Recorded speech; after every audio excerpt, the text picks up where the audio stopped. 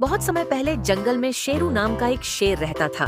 वह जंगल का राजा था और सभी जानवर उससे डरते थे। शेरू न केवल ताकतवर था बल्कि न्यायप्रिय और दयालु भी था। वह हमेशा जंगल के संतुलन को बनाए रखने का प्रयास करता था। एक दिन जंगल में एक बड़ा खतरा आ गया। पास के गांव के कुछ लालची शिकारी जंगल में शिकार करने आ गए। वे जानवरों को पकड़कर ले जाना चाहते थे। पूरे जंगल में डर का माहौल छा गया।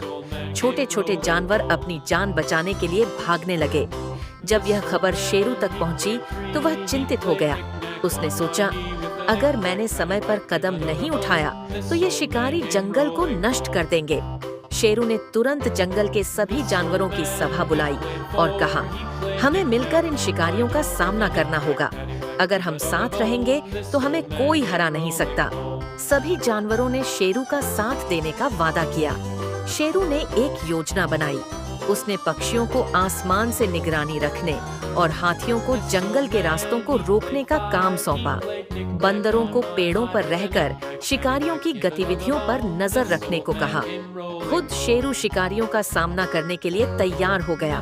शिकारियों ने जाल बिछाया और बंदूकें लेकर जंगल में घुस आए। लेकिन जैसे ही वे आगे बढ़े, पक्षियों ने आवाज करके शेरू और बाकी जानवरों को सतर्क कर दिया। हाथियों ने अपनी ताकत से शिकारी के जाल और रास्तों को तोड़ दिया। बंदरों ने पेड़ों से फल और लकड़ियां फेंककर शिकारियों को परेशान किया। अंत में शेरू ने अपनी दहाड़ से शिकारी को इतना डरा दिया कि वे अपनी जान बचाकर भाग गए।